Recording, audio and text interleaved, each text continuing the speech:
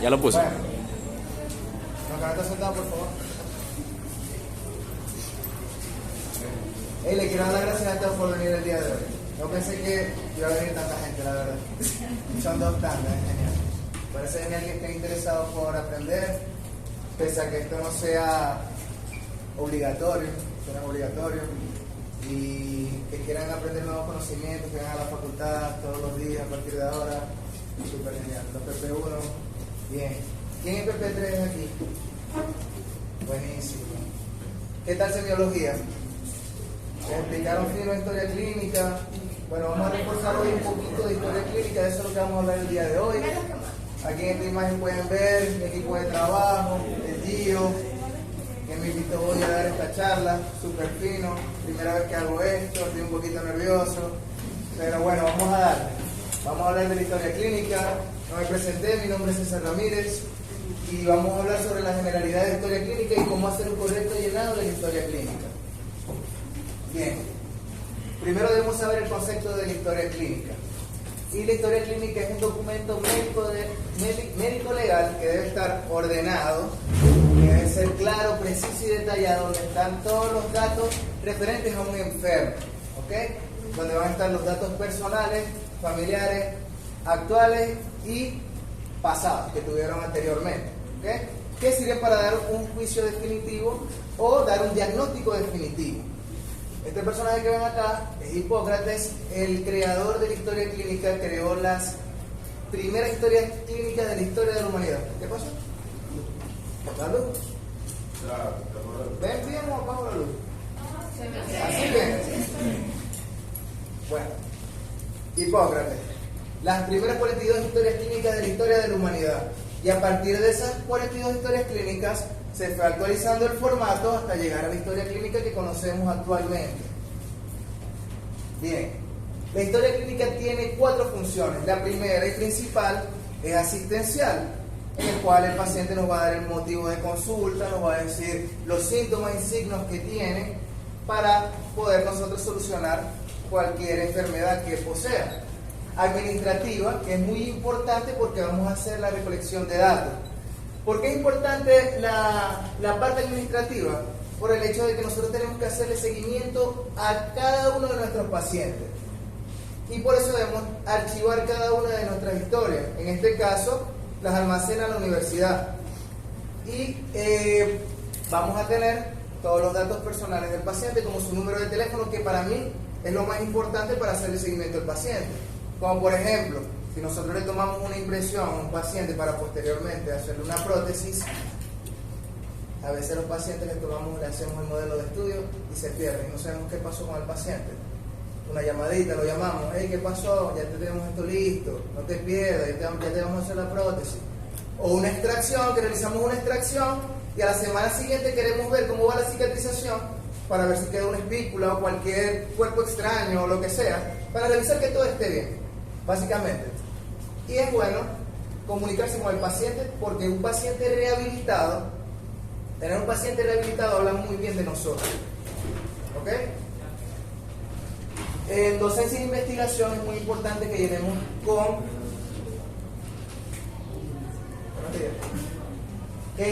energía la historia clínica muy detalladamente. ¿Por qué? Porque puede ser que tengamos algún caso extraño, algún caso especial, y como lo hicimos todo apurado, que llegamos a la universidad apurado, llenamos la historia a los golpes, nos perdimos de poder publicar un buen caso a una revista científica, y eso nos da prestigio a nosotros y a la Universidad del Zulia. Y médico legal, que también es muy importante.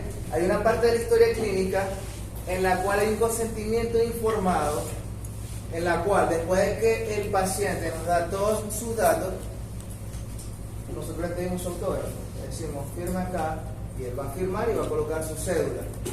Es muy importante que el paciente no se vaya sin firmar esa parte. ¿Por qué? Porque cualquier dato que él nos haya proporcionado, ya él firmando, nos da a saber a nosotros ilegalmente que todo lo que nos dijo es verdad. Porque le podemos preguntar, ¿usted toma algún medicamento? Y nos diga no. Y se mandó 5 aspirinas. Se mandó 5 aspirinas de hacer una exodoncia. Va a haber un sangrado excesivo. Y después nos va a demandar a nosotros y nosotros vamos a decir, Aquí está, o me dijiste que no tomamos ningún medicamento. Y ya está. Bien, continuamos. Las características de la historia clínica son las siguientes. Lo voy a hacer un poquito más rapidito. Es confidencial, no podemos decir nada de lo que nos diga el paciente a ninguna persona externa, a menos de que sea de suma importancia para el plan de tratamiento o con el médico tratante, con el equipo multidisciplinario. Toda la información que nos dé el paciente solamente la podemos compartir con el equipo multidisciplinario, con su médico tratante o con algún especialista. ¿Ok? Debe ser entendible, tiene que tener una letra legible para que cualquier persona que nosotros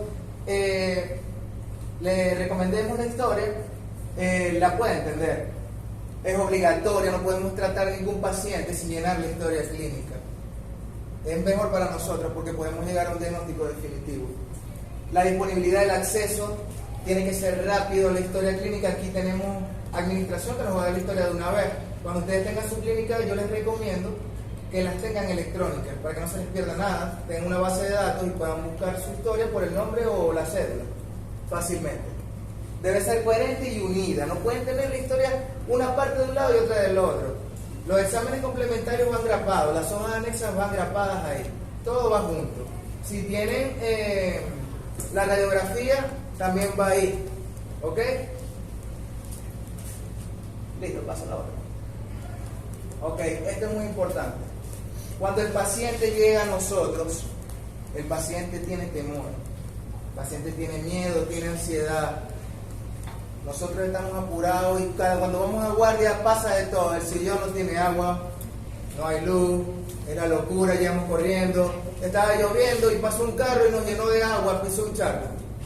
El paciente, ese es el problema del paciente. Nosotros tenemos que llegar apenas el paciente esté ahí con toda la energía y tratarlo con amor, con respeto, con un trato amable como nos gustaría que nos trataran a nosotros. ¿Ok? Bien, esto es muy importante porque habla bien tanto de nosotros como personal de la salud, como nosotros como personas, ¿ok? Entonces vamos a tratar a los pacientes con todo el respeto del mundo. Siguiente. Ok. Lo primero que vamos a hacer al iniciar la historia clínica, ya que el paciente ya se sentó, se calmó, es la anamnesis, que es el interrogatorio. Es la entrevista que vamos a hacerle al paciente. Es el primer paso de la historia clínica. Que dice, es el arte que aprende y desarrolla el médico para averiguar y conocer a través del relato oral y las gesticulaciones. ¿Okay? Entonces, nosotros vamos a ir adquiriendo, a medida que vamos trabajando, las habilidades necesarias para saber si el paciente nos miente o no, si el paciente está nervioso, el body language, el lenguaje corporal que tengan el paciente con nosotros tenemos que captarlo y aprender de él. Siguiente. Ahora la semiología. Es lo mismo que dije, es lo mismo que la anamnesis. Es el arte de ver, oír y entender y descubrir la enfermedad humana. Y se divide en dos partes, en signos y síntomas. Los signos son datos objetivos, cosas que podemos medir, como por ejemplo la temperatura. La temperatura la podemos medir con un termómetro. ¿Okay? ¿Qué más podemos medir?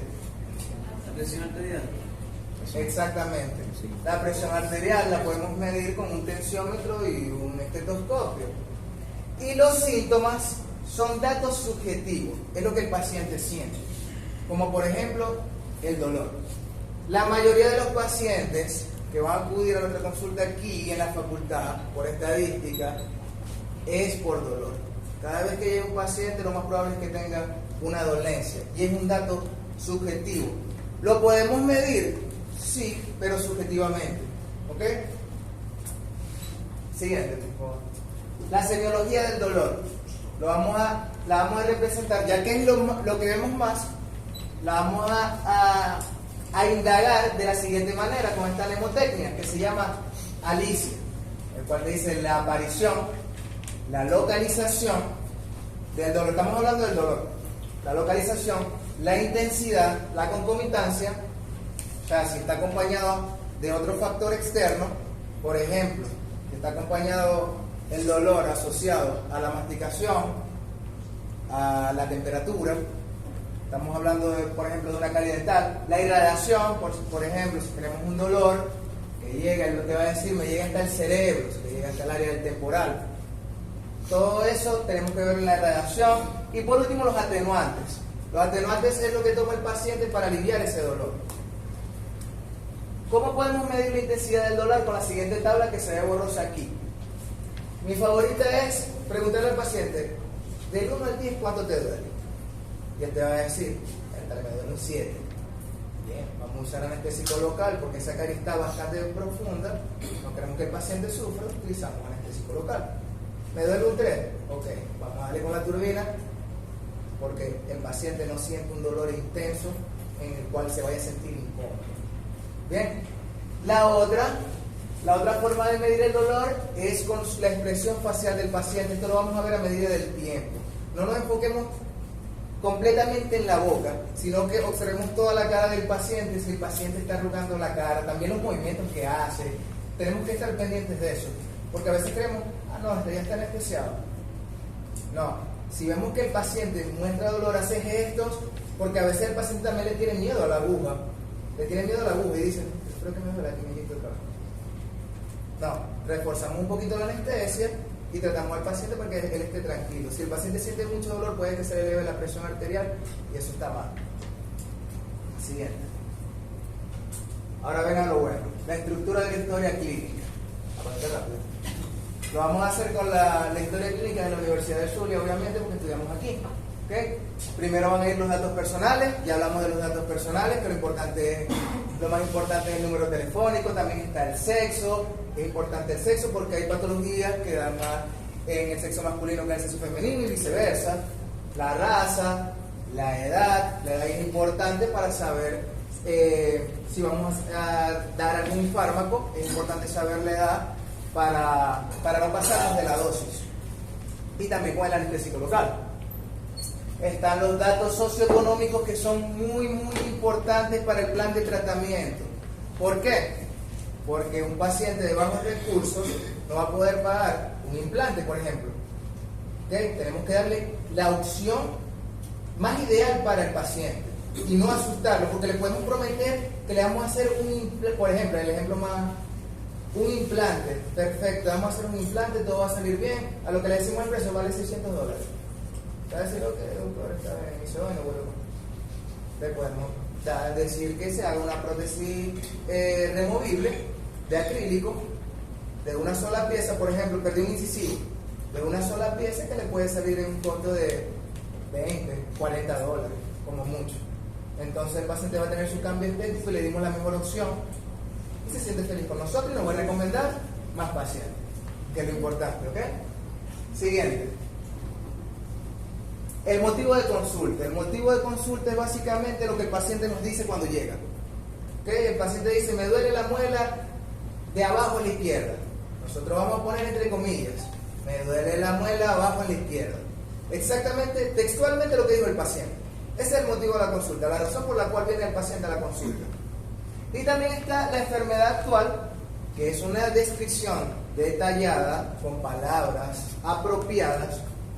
Nosotros vamos a ir aprendiendo esas palabras a medida del tiempo, o sea, la terminología, y también vamos a colocar ahí la cronología, o sea, durante cuánto tiempo está esa dolencia, por ejemplo, esa cavidad. Vamos a poner un ejemplo aquí, el mismo ejemplo. Me duele la muela de abajo a la izquierda.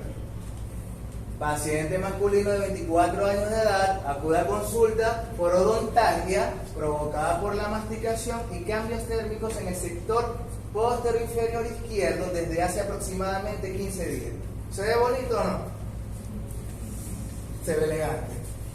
Bien, así lo vamos a hacer con cualquier patología que tenga el paciente, cualquier enfermedad actual que tenga el paciente. Siguiente. Otra cosa que debemos tener en cuenta es que estamos en anamnesis. Todo lo que estamos describiendo es porque el paciente lo está refiriendo. Nosotros no hemos abierto boca, nosotros no hemos anotado ningún hallazgo clínico visual. Todo es lo que el paciente refiera. Por eso en este momento es que tienen que preguntar de todo, como si le estuvieran contando el mejor chisme de la historia. Tienen que preguntar de todo. ¿Desde hace cuánto tiempo? No. Ay, me duele una muela, me duele una muelilla. Ajá, y la enfermedad actual que vas a poner. Tienes que preguntar desde hace cuánto tiempo, dónde, de arriba o de abajo, qué muela, la de muy atrás o es un diente de adelante. Pregunten todo para que la enfermedad actual se luzcan y el doctor de guardia les diga, excelente. Y también para ustedes, por cuando ya se gradúen, ya tengan sus historias clínicas como debe ser. Los antecedentes personales, donde van los patológicos, médicos quirúrgicos, traumáticos, los hábitos, las alergias, si es alérgico a algún medicamento, si es alérgico a la anestesia, entre otros. Siguiente. Los antecedentes familiares, que son básicamente lo mismo, pero que ocurre con los miembros de la familia. Nuestro amigo de la historia clínica, el bicolor, lo que nos va a hacer ser más rápido al momento de llenar una historia clínica. De llenarla no, al momento de ver la historia cuando ya estamos con el paciente al lado. Lo rojo es lo importante, lo rojo es lo que nos interesa. Lo azul es lo que ya se realizó o lo que es negativo. Rojo sí, azul no. Vamos a la siguiente. Entonces aquí ven el cuadrito. ¿Ha recibido tratamiento odontológico? Sí, lo llenan de rojo el cuadrito. No, lo colocan en azul. ¿Ok? Hay bastante para eso. Aquí es que no se ve muy bien, o yo tengo mal la vista. No sé. ¿Ha estado hospitalizado? ¿Si ha recibido quimioterapia? Ustedes van colocando sí, no, sí, no. Coloque. Perdón. Pónganme en silencio, por favor. Bueno, y hay que especificar todo ahí. Pasa a la siguiente, por favor. También si tiene asma, si tiene hepatitis, todo esto lo tienen que estudiar, o sea, buscan. ¿Cómo tratar? Tenemos un Google, que es lo mejor que existe para investigar, tenemos internet. Todos tenemos acceso a internet. Entonces aquí no me voy a extender porque son un montón de puntitos y no me voy a extender. Entonces podemos ver cómo atender a un paciente con tuberculosis, qué medidas tomar para atender a un paciente. Tenemos que investigar. Obviamente, nosotros llenamos la historia y ya a medida que veamos casos y casos y casos vamos a ir sabiendo que si tiene hipertiroidismo ya sabemos cómo tratarlo con hipertiroidismo. Si tiene la hipertensión arterial ya sabemos cómo tratarlo con un paciente con hipertensión arterial. Si usamos anestésico con vasoconstrictor, sin vasoconstrictor. Poquito a poquito nosotros, a medida que vamos avanzando, que vamos trabajando, vamos a saber esas cositas. Y si está en rojo, mucho mejor, porque nosotros abrimos, pasamos lo azul que nos interesa y vamos directamente al grano. Siguiente. Más. Ha observado hematoma, equimosis, petequia, lo mismo. Los hábitos importantes, por ejemplo, si fuma tabaco, entre otros. Si fuma tabaco ya sabemos la característica, probablemente tenga gingivitis. Eso lo vamos a ir viendo poquito a poco. No me voy a extender con esto porque no la pasé. Doy fe que la información suministrada es verídica. La parte más importante, que todo lo que él dijo es verdad. Si él firma ahí, ya, todo lo que dijo es verdad. Te puede decir, hey, no, yo soy alérgico a la anestesia. Al día siguiente, mira, te me hinchó la cara, mira esto, me salieron pepas en los brazos. Vos me dijiste que no. Está anotado que no eres alérgico a la anestesia. Mira, y tú firmaste. Listo, la siguiente. Los signos vitales, como dijo mi amigo Ta. ¿Cuáles son los signos vitales? La presión arterial, por ejemplo. ¿Cuáles son los valores normales de la presión arterial? ¿Algunos saben? En paciente adulto. 115, 120. Dependiendo de la edad. Si una persona también sufre de la tensión, puede llegar hasta 150. Y eso ya significa que es alta. Exacto. Lo normal es de 120 a 80. Sin embargo, aquí en Maracaibo, por lo general, los pacientes tienen la tensión un poquito más elevada, obviamente. Hay mucho estrés, hay mucho calor, situación socioeconómica, la locura, el caos. Por lo general lo tienen 135, 140 y es normal. Vimos estresados. Aquí vimos estresados, es la realidad. Claro, el pulso. El problema aquí es, porque ustedes pueden tener un estrés y se dispara la tensión, pero el problema aquí es si vamos a abordar en ese momento al paciente o no.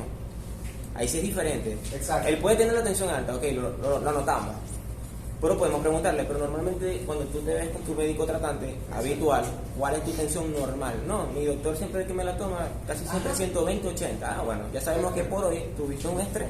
Ok, yo no estoy refiero que tú tuviste una tensión elevada hoy. Bueno, esperamos un ratito, una hora, son una hora y media, las horas son una hora y media. Exacto. Es bastante tiempo. Yo sé que vamos empezando ahorita y hay que agarrar destreza, pero una hora y media es bastante tiempo.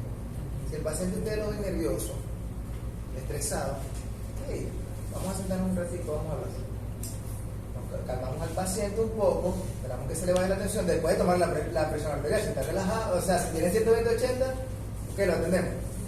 Pero es importante, porque una vez el paciente entra a la clínica, ve la desesperación, la gente sacando dientes, porque estamos todos juntos, escucha la turbina y ya le dan todos los nervios. Vamos a sentarnos un ratito. ¿Qué más? ¿Cómo te fue hoy? Hablamos con el paciente, comunicamos con él. Tampoco el panita, vamos a tomar una cerveza, pues, pero ustedes me entienden. Bien, esta es la parte más larga de la historia clínica. Y ustedes van a decir, ¿qué? ¿3 líneas y 3 líneas? Sí, es la parte más larga de la historia clínica. El examen físico y el examen intrabucal. En esta parte sí nos tenemos que extender porque es la clave. Ya vamos para la boca y el sistema en sí. Vamos allá. El examen físico es un conjunto de destrezas y habilidades que aprende y desarrolla el médico para reconocer los distintos métodos exploratorios que ahorita se los voy a nombrar cuáles son los métodos exploratorios. Cuando nosotros vayamos a hacer un examen físico es muy importante ser delicados y respetuosos, ¿ok? Porque el paciente cree que nosotros nada más nos enfocamos en la boca y ya. Entonces vamos a empezar a palpar a los ganglios y le vamos a tocar el cuello al paciente y dice, hey, ¿qué pasó? O sea, tú no viniste a atenderlo con la boca, ¿qué te has pasado? Y tú le tienes que explicar, dar a conocer que tú estás haciendo un procedimiento de rutina para llegar a un diagnóstico definitivo, ¿ok? Entonces hay que ser delicados con eso, ¿ok? Hay que tener la bioseguridad, o sea, usar guantes, tapabocas, si pueden usar la máscara, la bata quirúrgica, estar bien pulcros, olorosos, porque al paciente le puede incomodar que ustedes estén. También el estrés, ustedes pueden llegar sudados, pero lo ideal es que tengan una buena presencia al llegar a la consulta, ¿ok? Y como dije anteriormente, informar al paciente lo que vamos a realizar, cada procedimiento que vayamos a realizar. Ok, los métodos exploratorios son la inspección, la palpación, la percusión y la auscultación. En la percusión vamos a ver la forma, el tamaño, el color y la movilidad. En la palpación puede ser manual, bimanual, bidigital, digital. Vemos la consistencia, la temperatura, entre otras cosas. La percusión, donde vamos a ver las vibraciones, la matidez, no sé qué decir timpanismo. Las vibraciones. La percusión, la prueba de percusión que más hacemos es con el mango del espejo, que hacemos la percusión horizontal y la percusión vertical en el diente, para saber si es un ruido o vibración, ¿ok? Y por último la auscultación, que es donde vemos los soplos, los chasquidos y las crepitaciones. Utilizamos el estetoscopio y podemos escuchar el ATM, por ejemplo, las pulsaciones, la presión arterial. Bien, continuemos. Okay. En el examen físico vamos a ver la marcha, la piel, el cabello, los ojos, los oídos, la nariz, el mentón y por último la cadena ganglionar. Son un montón de cosas. Vamos. Primeramente la marcha. Una vez llega el paciente, lo primero que vamos a ver es cómo camina. Cómo camina él hacia el sillón odontológico. Lo normal es que camine fisiológicamente normal. Puede tener una marcha en puntillas, que camina con las puntas, marcha hemiparética, que camina con un solo pie porque el otro tiene disfunción, marcha táxica y la marcha parkinsoniana. Y hay muchas más marchas. Aquí les puse un enlace donde están todos los tipos de marcha. ¿Okay? Siguiente. La piel vamos a ver si está hidratada, si está reseca, La turgencia. La turgencia es la capacidad que tiene la piel de volver a su forma original luego de estirarla, ¿ok? El examen que podemos hacer de piel de turgencia es el siguiente. Agarramos la mano del paciente y estiramos. Luego soltamos y va a volver a su forma original, ¿ok? Si tarda, tiene una turgencia menor. Si tarda demasiado en volver a su forma original. Esto pasa mucho en los adultos mayores. Y la suavidad, si tiene una piel suave, si tiene una piel reseca, todo eso lo vemos nosotros. Siguiente. El cabello, si es reseco, quebradizo, si tiene zonas alopésicas, que es lo más importante, si tiene cejas pobladas o con áreas alopésicas. ¿Qué es la alopecia? Es la pérdida de cabello. ¿Okay? La pérdida de cabello se puede dar por muchos factores, como el más común, que es el estrés. El estrés, también una dieta poco nutritiva. Nosotros podemos identificar si el paciente se alimenta bien. Esto es importante antes de hacer cualquier proceso quirúrgico, que el paciente se alimente bien, si tiene problemas de tiroides, si tiene alguna infección o si tiene anemia. Siguiente. Los ojos vemos la esclerótica, las conjuntivas y los movimientos, si tienen bien los movimientos de lateralidad, hacia arriba y hacia abajo. Importante en la esclerótica, que tenga un color más o menos blanquecino, grisáceo. Si tiene un color amarillento, puede ser que tenga problemas con la bilirrubina, que no puede excretar la bilirrubina. ¿Ok? Eso quiere decir que el paciente puede tener hepatitis, problemas hepáticos. ¿Ok? Y produce esta anomalía que se llama ictericia. ¿Ok? También las personas de raza negra tienden a tener un poco la esclerótica amarilla, pero no a este nivel, que ya es de bilirrubina alta, valores altos de bilirrubina. ¿Okay? Entonces hay que estar muy pendiente de eso. Y si está rojo, puede ser que tenga mucho tiempo con un cuerpo extraño en el ojo y produzca ese enrojecimiento. ¿Ok? Siguiente. Ahora vamos con los oídos, vemos el pabellón auricular, el equilibrio, que es lo más importante, el conducto auditivo y el tímpano, ¿ok? Lo más importante es el equilibrio. Si el paciente ya es desequilibrado, lo más probable es que tenga un problema auditivo. O sea, todo el equilibrio se maneja con el sistema que está dentro del oído. Y si hay un gran acúmulo de cera dentro del oído, nosotros observamos y vemos un acúmulo excesivo de cera dentro del oído, y el paciente no tiene equilibrio, nos comunicamos con su médico tratante para que le haga una limpieza de oído y el paciente se sienta mejor. ¿Ok? Porque si tenemos un paciente mareado en el sillón odontológico y vamos a hacer cualquier procedimiento, más el estrés, la locura. Entonces tenemos que tener el paciente totalmente estable, lo más estable posible, para que trabajemos bien nosotros y el paciente se sienta bien. Siguiente. La nariz, que es importante, vemos el pase, en la fosa nasal vemos el pase aéreo, la permeabilidad, si hay presencia de secreciones como la rinorrea, que es el moco propiamente dicho, la rinorragia, que es un sangrado sostenido, y la epistaxis, que es un sangrado pequeño. ¿Okay? Dentro de la permeabilidad, para ver el examen de permeabilidad, tapamos una narina, colocamos el espejito abajo de la narina, que no estamos tapando obviamente, y decimos al paciente que respire. Si se empaña, es que tiene buena permeabilidad; si no se empaña, es que no tiene permeabilidad. Bien, los tipos de respiración que hay son nasal, bucal y buconasal. Eso lo van a ver muchísimo mejor en odontopediatría, que se lo van a explicar perfecto. Bien, siguiente. Por último, del examen físico, es la cadena ganglionar. Si quieren, le toman foto a esta imagen que muestra todos los ganglios que hay en cabeza y cuello. ¿Okay? Y vamos a ver ahí la localización, el tamaño, la temperatura que tienen, la consistencia, la sensibilidad y la movilidad. ¿Okay? Y lo vamos a palpar de la siguiente manera y del siguiente orden. Vamos a tomar al paciente y primeramente vamos a palpar el ganglio occipital, que se encuentra aquí atrás.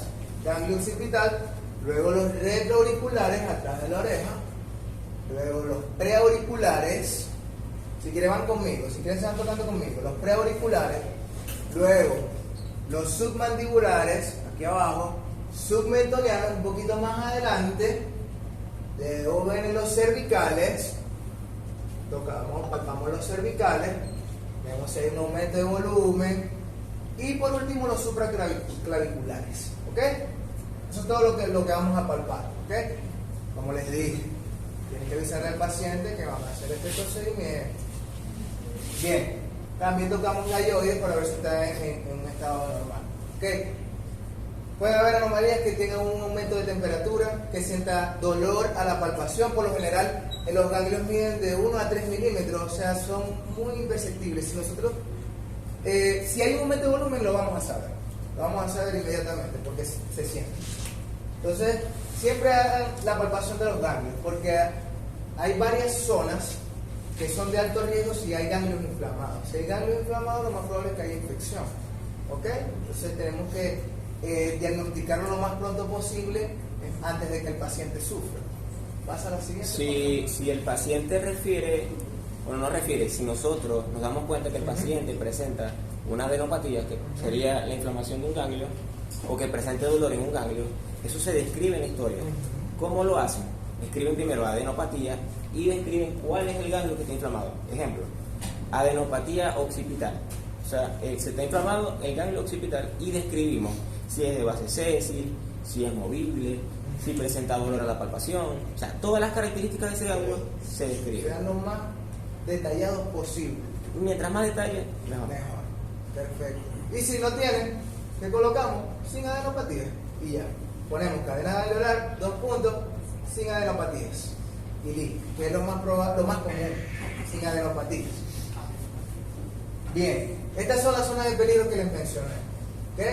Está la zona 1, que es la más peligrosa, que va desde la clavícula hasta el yoides. ¿Ok?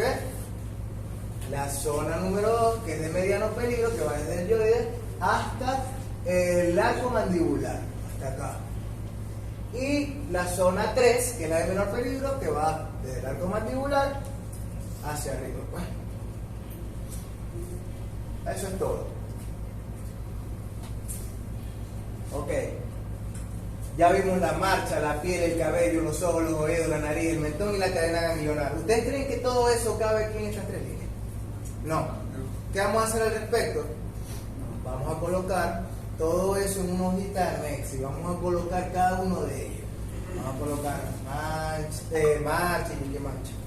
marcha, cadena ganglionar, todo lo vamos a colocar. Y la vamos a agrapar a nuestra historia clínica. La enumeramos. Hoja anexa 1. ¿Ok? Ahora vamos con el examen intrabucal. Ya nos estamos acercando a lo que nos interesa, la boca, ¿ok?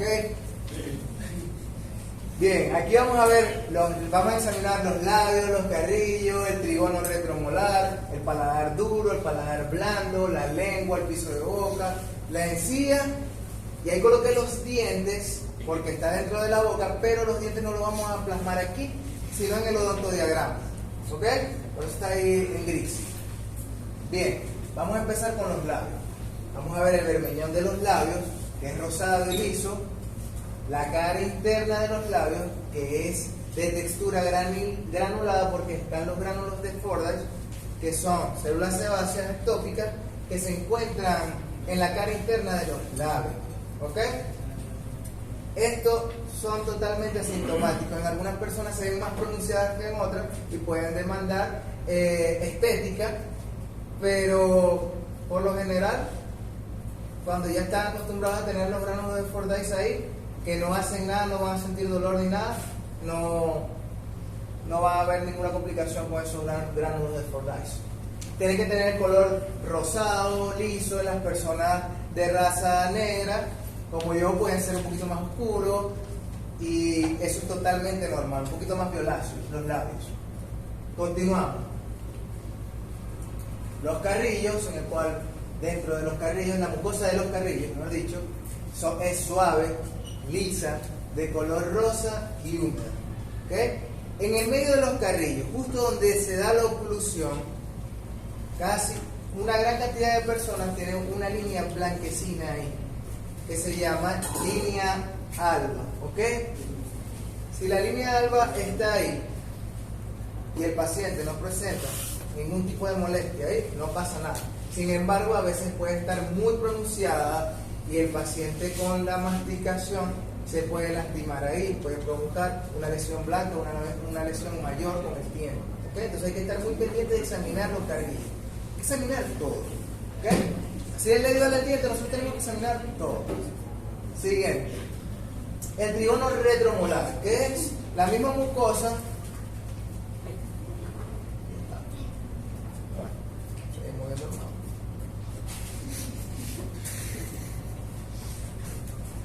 El trígono retromolar, que es la misma mucosa de los carrillos, pero un poquito más gruesa. Es muy importante reconocer el trígono retromolar porque es un punto anatómico de referencia para algo que nos importa, que nos interesa mucho, que es la anestesia troncular, que es la anestesia de la hemiarcada.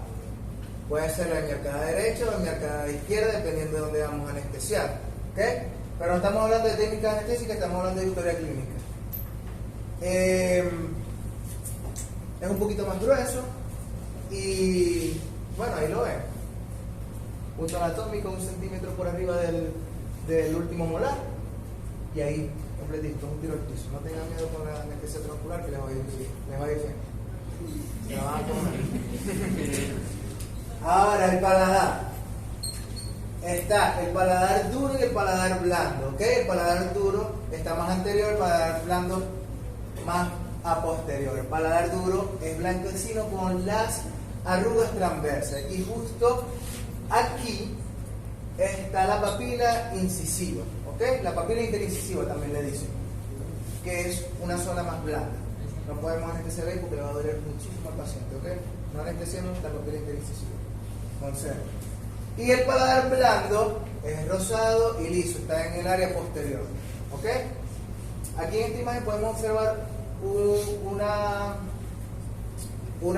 anomalía llamada torus palatino, ¿okay? Que se encuentra justo detrás de la papila interincisiva.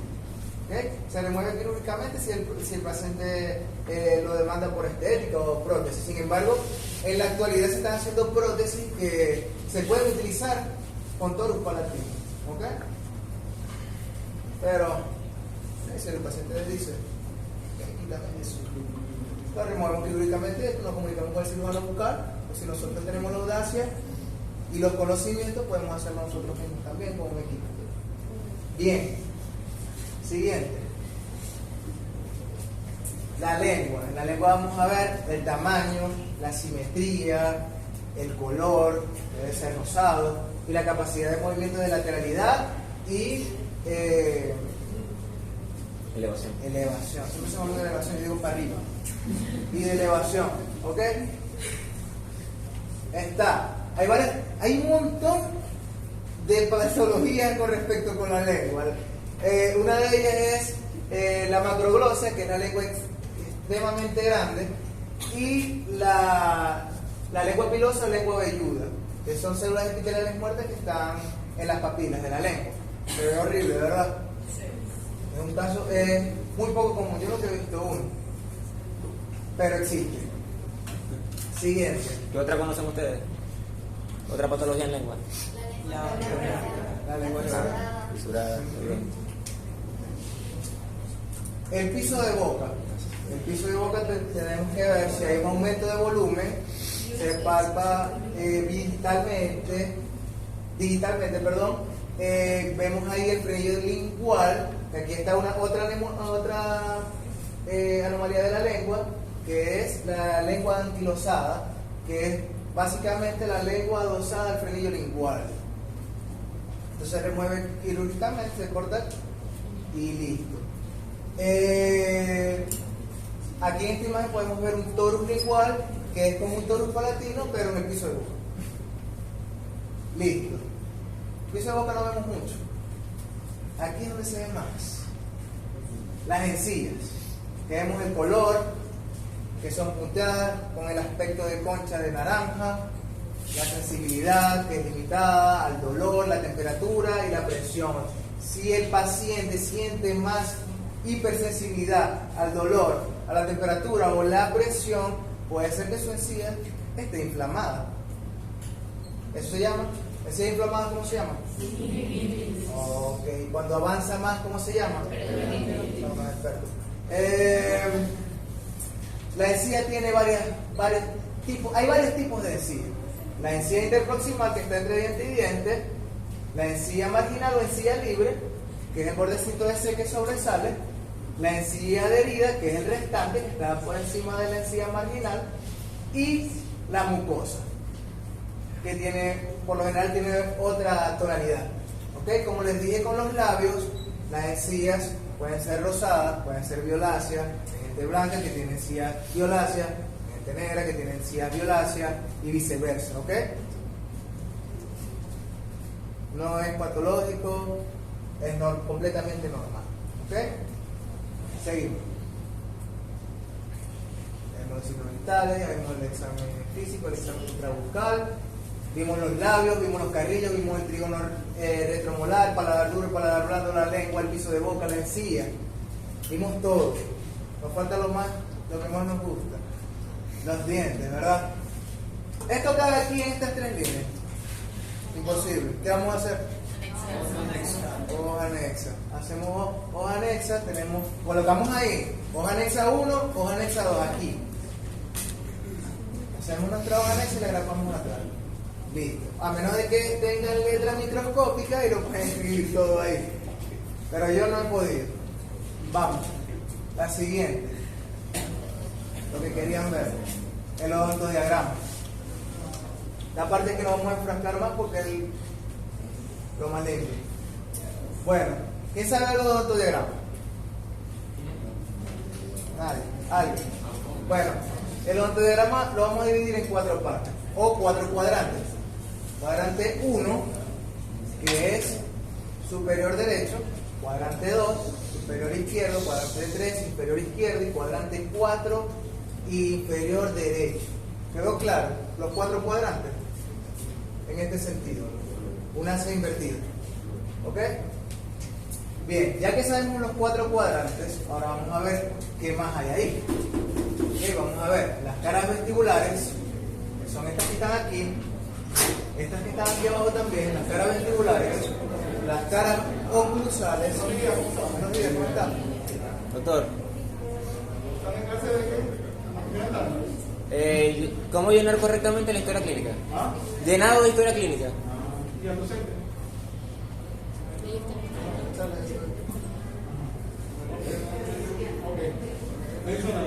Claro que te bien. Las caras oclusales, que son estas que están acá, estas que están acá. Las caras palatinas o linguales, palatinas arriba, linguales abajo. ¿Ok? Arriba no hay lengua y abajo no hay paladar. ¿Ok? Seguimos. ¿Ok? Cada cuadrante tiene un número, como lo dije. El número 1 va a ser del 11 al 18. El 11 va a ser el que está más mesializado, más hacia mesial. ¿Saben qué es mesial y distal, verdad? Sí. Todo. ¿No? Ok. Mesial es más hacia la línea media. Hacia la línea media. Esta es la línea media. Esa es la línea media, gracias. Gracias, Nico. Y distal, más hacia los dientes posteriores. ¿Ok? Todo lo que vaya en la línea media es mesial. Lo que vaya para posterior es distal. Ejemplo, supongamos un solo diente. Este lado sería el mesial y este lado sería el distal. El distal.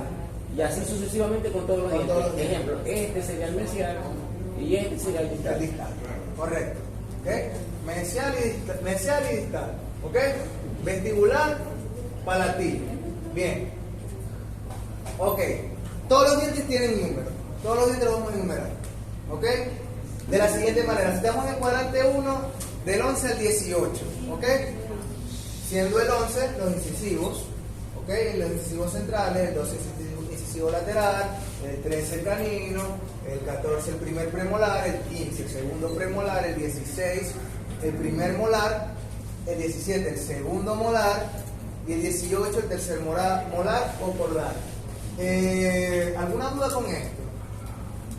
Ninguna duda con esto. Muy fácil, ¿verdad? Cuadrante 2 empezamos con el 20, 21, 22, 23, 24, 25, 26. Cuadrante 3 con el 31, 32. 31, 32. Hay cuadrante 4, 41, 42, 43, 44, hasta 48. ¿Ok? A menos que sea dentro y no tenga ningún. Siguiente. Aquí en esta área, que no le prestamos mucha atención, dime.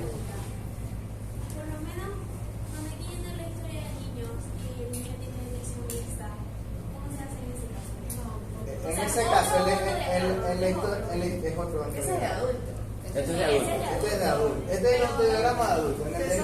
En el de niño te van a salir tanto los dientes de niño como los de adulto. ¿Ok? Los dientes de niño son otros cuadrantes diferentes. Son el cuadrante 5, 6, 7 y 8.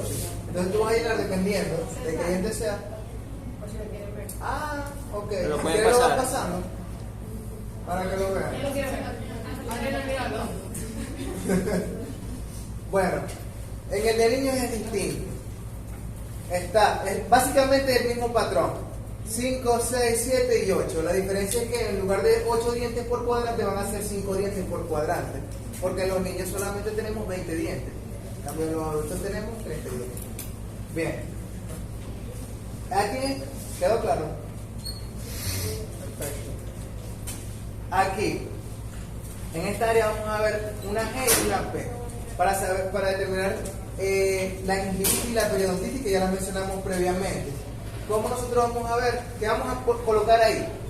Vamos a utilizar este instrumento que está aquí, que se llama sonda periodontal, el cual nos vamos a meter con delicadeza en el surco y vamos a, con los milímetros que nos dé y en conjunto con una regla milimetrada, vamos a marcar cuántos milímetros me dio y lo vamos a colocar en el diente determinado que tenga esa afección. Listo. Ahora, ya que sabemos las partes fundamentales de los odontogramas, vamos a enseñar cómo llenarlo. Y se utiliza también el popular bicolor. Y vamos a seguir el mismo patrón. Lo que ya se hizo o que le hicieron previamente al paciente, otro odontólogo en el ambulatorio, lo vamos a marcar con azul. ¿Ok? Y lo que nosotros vamos a realizar, cualquier procedimiento que nosotros vayamos a realizar, se hace con el color rojo. ¿Ok? Lo que está por hacerse. En los sellantes vamos a hacer representado con una S. Si vamos a colocar sellantes, colocamos la S de color. Y los vamos a hacer. Sí, lo vamos a hacer. Si la vamos a hacer, rojo, ¿ok? Y si ya le aplicaron sellantes, ¿de qué color? La S. Ok. La exodoncia va a ser una línea vertical en todas las caras del diente, hasta la raíz. ¿Ok? Una línea vertical completa. Si ya se realizó, ¿de qué color? Perfecto. ¿Y si la vamos a hacer? Las restauraciones defectuosas se van a hacer con un círculo azul redondeado con una línea roja. ¿Ok? Las restauraciones defectuosas, son las restauraciones defectuosas. Y las restauraciones como tal se colocan en toda la extensión de donde está la restauración de color azul. No van a ser un circulito.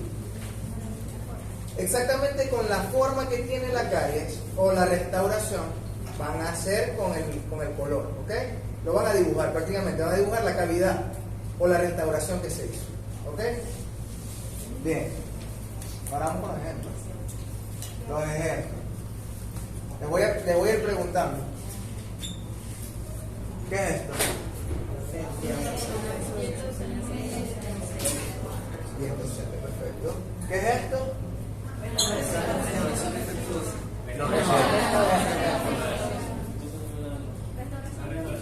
Exactamente. Ajá, una restauración que ya se realizó. Aquí. Perfecto. Aquí. Para realizar la Pendiente, estamos pendientes de eso. exposición. Bien. Este tratamiento que vamos a realizar es una. Ok. ¿Tratamiento que vamos a realizar aquí qué es? ¿Tratamiento que vamos a realizar aquí qué es? Perfecto. Bien, bien. ¿Quedó esto claro? fácil, ¿verdad? Parecía más difícil de lo que es en realidad. Sí. Es bastante fácil. Solo tenemos que recordar que con el tiempo, vas a saber qué número entiendes sin estar 1, 2, 3, 4. Dime. ¿Y si es una endodoncia? Si es una endodoncia, es una historia diferente, que está enfocada en el diente en específico. ¿Ok? ¿Y si está la cuerda del juicio? ¿Si está qué? Por ejemplo, ¿La aquí, qué? está la cordal. Ah. Ejemplo, aquí está indicado para exodoncia. Esto es un ejemplo de cordal. El tercer molar es la muela del juicio. ¿Ok? Primer molar, segundo molar, tercer molar, o cordal o muela del juicio. La que no nos sirve a mucho, la que nos sacan a muchos. ¿Ok? Es muy difícil que ese diente salga de forma Bonita. bonita. Siempre se complica y las raíces son impredecibles de esos dientes. O sea, es el diente loco y sale de cuando uno es adulto. O sea, es la locura. No sé para qué. Sí. Es el rebelde de los dientes. En serio. Vamos. Siguiente. Ajá, mira. Examen radiográfico. La parte de muchos dicen que es ladilla. Pero es muy importante el examen complementario radiográfico porque ahí vamos a ver lo que no se puede ver clínicamente. ¿Ok? Lo que no se puede ver clínicamente, como una carie que está muy avanzada y nosotros vemos un puntito de nada y nosotros decimos que es una carie incipiente, y a lo que llegó a cavidad pulpar y es una locura y es un tratamiento de conducta. ¿Ok? Entonces tenemos que ver los exámenes radiográficos para poder llegar a un diagnóstico definitivo más concreto. Bien, en el examen radiográfico lo vamos a hacer por cuadrantes. Perfecto, tenemos 4 líneas y tenemos 4 cuadrantes. Lo vamos a hacer de forma ordenada: cuadrante 1, cuadrante 2, cuadrante 3 y cuadrante 4. ¿Ok? Y aquí vamos a definir qué es radiolucidez y qué es radiopacidad. Gracias por las palabras, se me olvidó. Radiopacidad. Bien. Lo oscuro es radiolúcido, lo blanco es radiopaco. Así de simple. No se van a enredar con eso. ¿Okay? Todo lo que ustedes vean oscuro es radiolúcido y lo que vean oscuro es radiopaco. ¿Y cómo lo vamos a colocar en la historia clínica? Imagen radiolúcida a nivel oclusal y colocamos el número de la pieza dentaria. Puede ser a nivel de ápice, puede ser una imagen radiolúcida a nivel de ápice, puede ser una imagen radiolúcida a nivel de cervical. Ahí vamos a ver detalladamente qué es. Puede estar asociada a caries dental, lo más probable es que sea caries dental, puede ser o un acceso que tenga el paciente ahí. Eso lo vamos a ver en patología muchísimo más avanzado que acá. Solamente lo que quiero que sepan hoy es que el radiopaco es blanco y radiolúcido es oscuro. ¿Ok? Ahora, ustedes tienen tarea para su casa. Los que están levantando la mano, que creo que tienen dudas. Ah. Ustedes tienen que llegar a su casa y estudiar qué estructura debería de verse radiolúcida y qué estructuras se ven radiopacas normalmente. Ejemplo, el diente tiene capa. Tiene zonas donde se ve radiopaco y tiene zonas donde se ve radiolúcido. Tienen que saber por qué se ve radiolúcido, por qué se ve radiopaco, y así poderlo describir de manera correcta en la historia. ¿Por qué? Porque ustedes solamente van a describir lo que les parezca anormal. Ejemplo, ustedes saben que el esmalte y dentina se ve como radiopaco. Si aquí hubiese una radiolucidez, ejemplo aquí, ¿eso qué sería? Algo anormal, correcto, ya sea por fractura de corona o caries dental. Entonces, eso es lo que ustedes van a describir en la historia. Lo radiopaco es los tejidos duros. Los radiolúcidos, los tejidos blancos que no pueden observarse en la radiografía. Bien. O sea, lo que no puede observarse en la radiografía son los tejidos blancos, por eso es en oscuro. Bien. Eso quedó claro. Entonces, por ejemplo, el maxilar inferior o la mandíbula, ¿de qué color se va a ver? Radiopaco. Los senos paranasales. Perfecto, son unos cracks. Ya, yo creo que eso quedó claro, ¿no? ¿O alguna duda con radiografía? Perfecto. Eso se hace con la panorámica. Con la Sí. panorámica, y en el caso de que esté haciendo la historia de endodoncia con la periapical. Cuando esa médula, pero siempre entre paréntesis o eso es ¿Podrías indiferente. dar por lo menos Ya, no escuché. algo sencillo de cómo tomar la periapical? Bueno, ya va. Primero vamos con ella que preguntó algo. Cuando escriba el número del diente, Ok. ¿va entre paréntesis o eso es indiferente? Porque estaba entre paréntesis. Hay doctores que lo piden, otros no. Eso lo puedes colocar entre paréntesis o con coma. Con coma, por ejemplo, si esté son detallado. 3 dientes, lo pones con coma.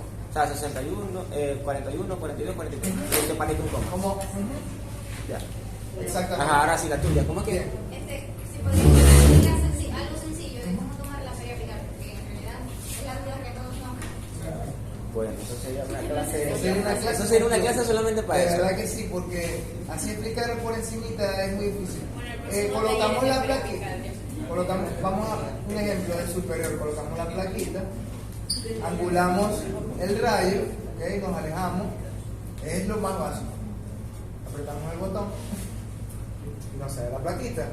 La metemos en los líquidos, en el de revelado y en el de Fijador. en el fijador por unos segundos y ya nos sale la plaquita. ¿Ok? O sea, eso es lo teórico normal, Así se pero escucha. eso tiene sus pasos detallados, Tiene los paso, tiempos, todo. cada tiene su tiempo, tiene su tiempo. El revelado tiene su tiempo, el fijado tiene su tiempo, ¿ok? Y la angulación del rayo tiene una angulación determinada dependiendo de qué diente vamos a estar y de qué posición, qué queremos observar. Eso es. Eso Yo son tengo los, una guía de eso. los que son No puedo PP3, pasar. los que son PP3 deberían de saberse ya la angulación en cuanto a cómo, exacto, esa semiología.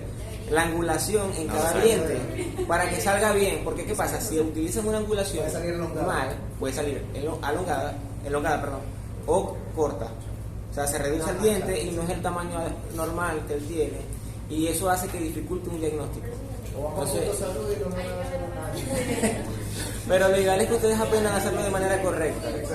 Perfecto, y eso poquito a poco. Exacto.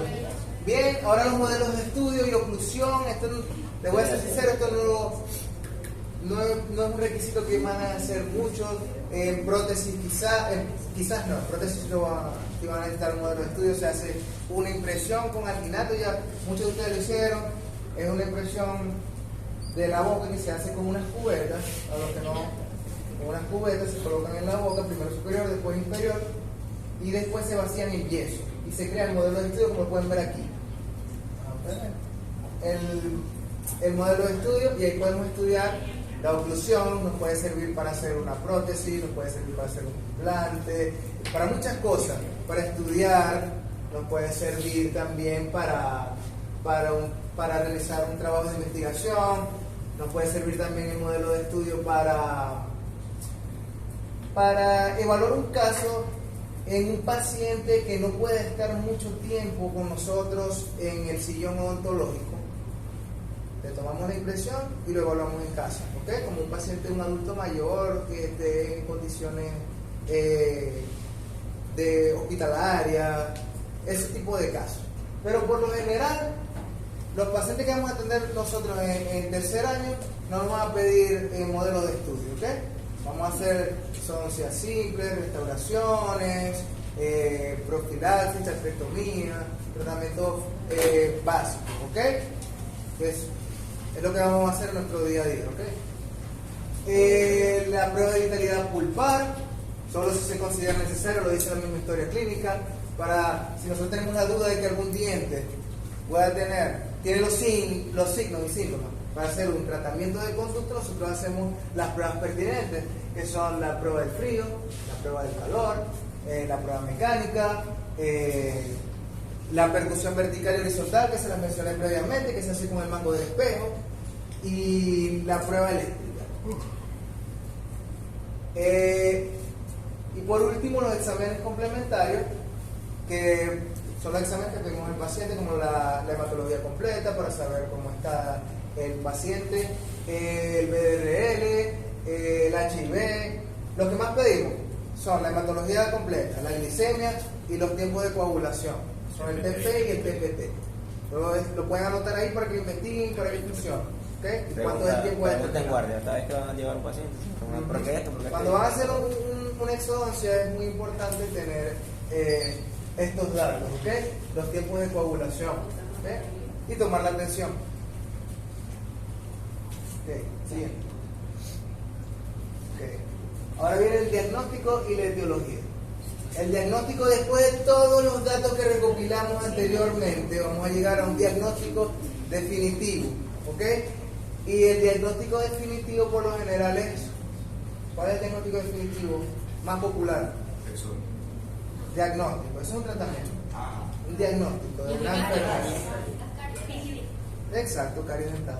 Gingivitis también, caries dental. Este es el ejemplo, caries dental. Aquí coloqué el ejemplo que por una dieta hipercariogénica es multifactorial. Las caries dentales son unas enfermedades multifactoriales. Pero si pueden ser más detallados, sería excelente. Por ejemplo, si el paciente te comenta que come mucho dulce, que come muchos carbohidratos y que con mucha frecuencia, más probable es que esa sea la causa principal de las caries dentales, aunque hay un montón de factores también que se asocian a eso. ¿Ok? Eso lo vamos a colocar en etiología. ¿Qué es etiología? ¿Alguien sabe qué es etiología? Exacto, el origen. El origen. Entonces ya tenemos el diagnóstico y el origen del diagnóstico. Perfecto, ya podemos atender al paciente. El pronóstico. Ay, chamo, no se ve. No importa. No veo. Da un ejemplo favorable.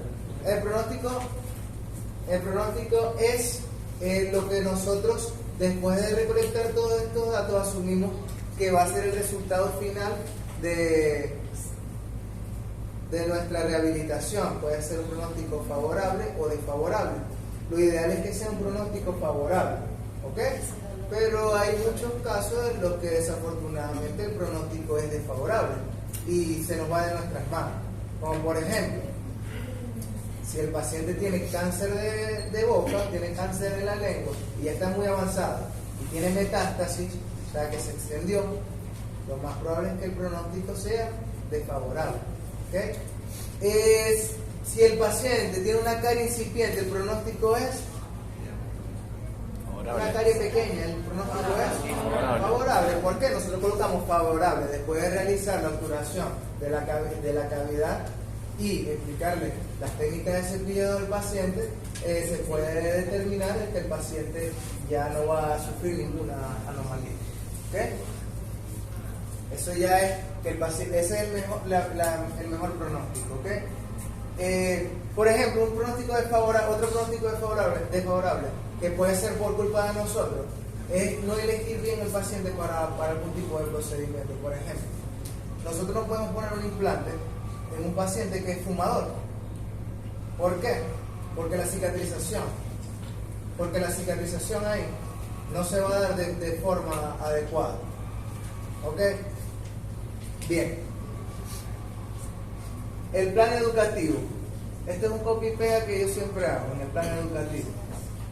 Hacer énfasis en las técnicas de cepillado, recomendar enjuague bucal sin alcohol, recomendar una dieta balanceada con menos carbohidratos, recomendar asistencia al odontólogo. Esto varía, depende del paciente.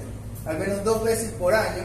Si el paciente tiene gingivitis, lo mandamos a venir cada 3 meses, ¿ok? Para ir chequeando y poquito a poco esa encía vaya mejorando y tenga un mejor pronóstico. Y por último, recomendar un cepillo con cerdas suaves. Si ustedes le pueden adaptar a esto más cosas, excelente, al plan preventivo. Cada quien tiene su plan preventivo propio.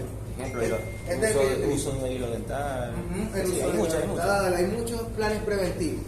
Este es el que utilizo yo. El siguiente. Por último,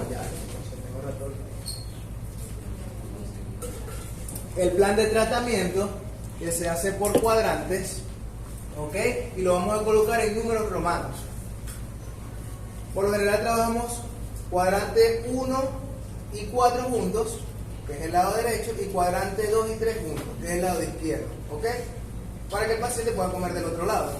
En el caso tal de que hagamos una exodoncia o hagamos varias restauraciones en las cuales el paciente puede quedar con un poquito de sensibilidad.